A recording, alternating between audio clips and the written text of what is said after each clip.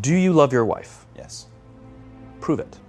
Like, what's the metric? Give me the number that helps me know, right? Because when you met her, you didn't love her. Now you love her, right?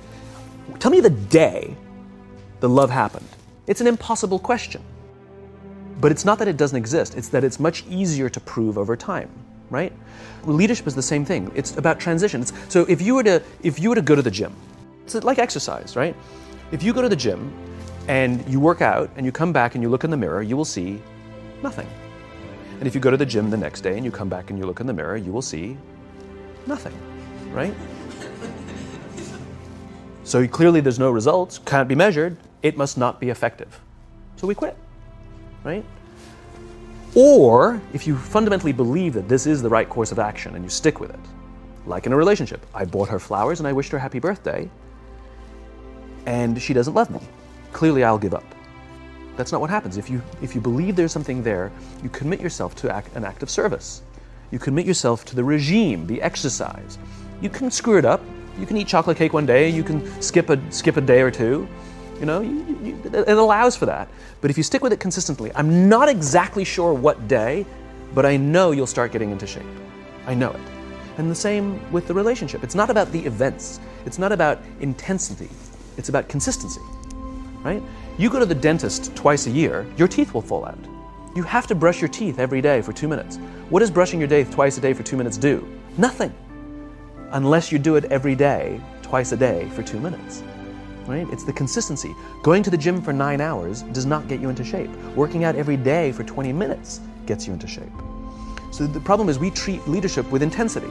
We have a 2-day offsite, we invite a bunch of speakers, we give everybody a certificate, you're a leader, right?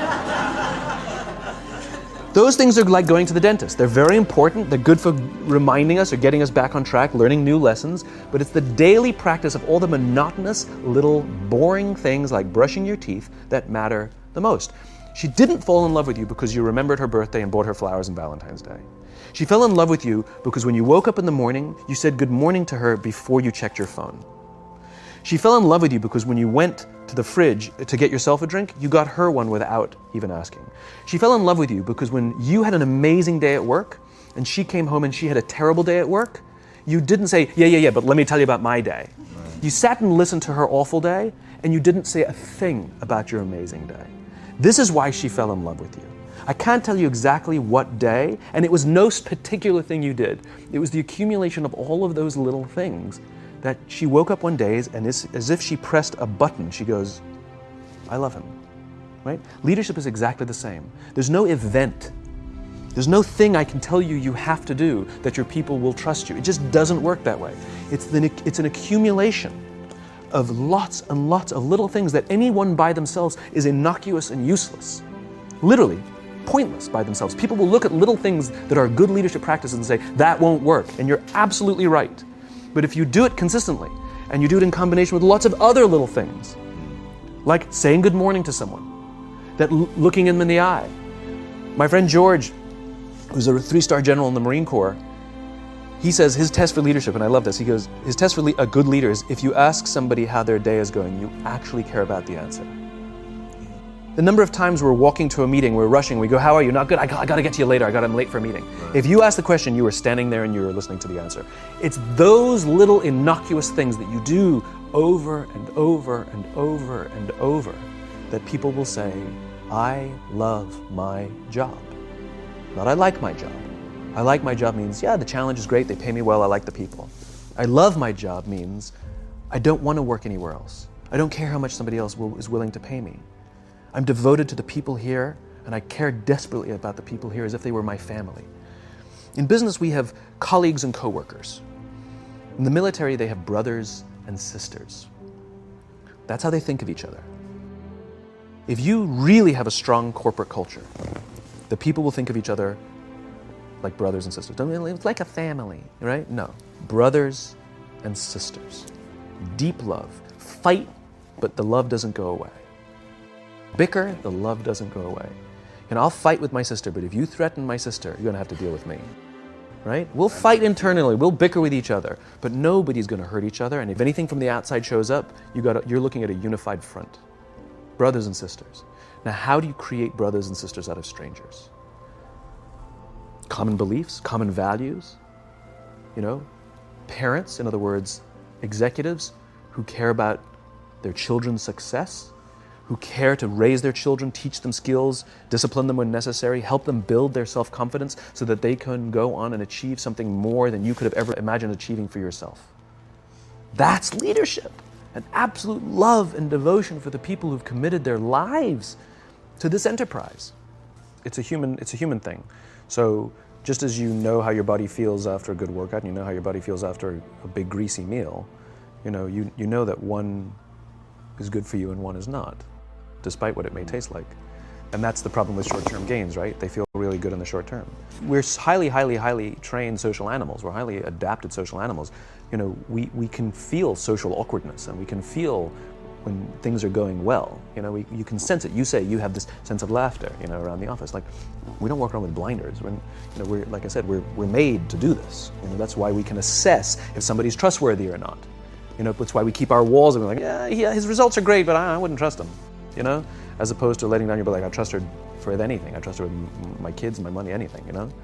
So we're highly attuned animals, and so we're good at sensing it. But I will say there is a caveat to your metric of laughter, which is a decent one, is that scale breaks things in human beings. As I said before, we're not made for populations bigger than about 150-ish.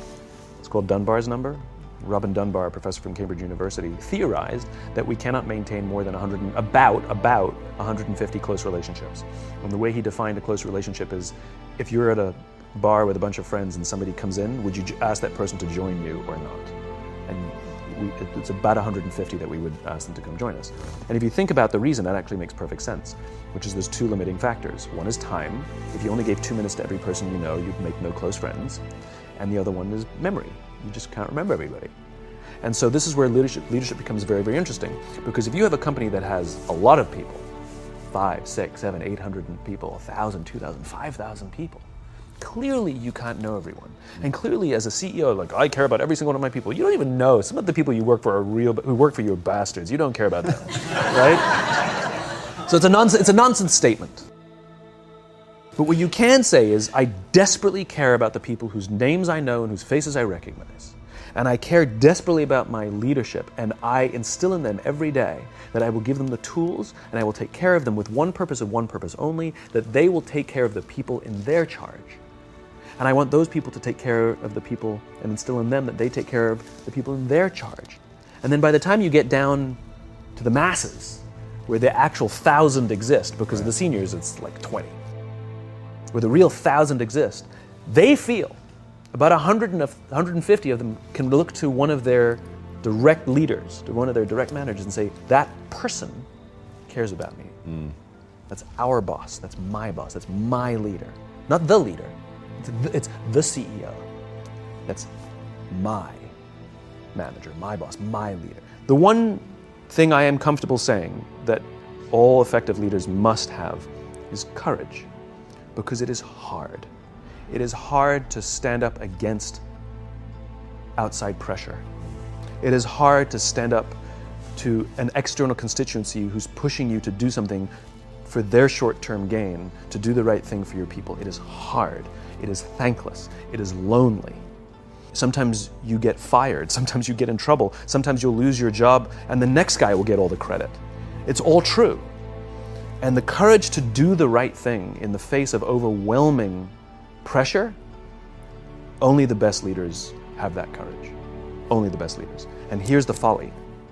Courage is not some deep internal fortitude. You don't dig down deep and find the courage, right? It just doesn't exist. Courage is external.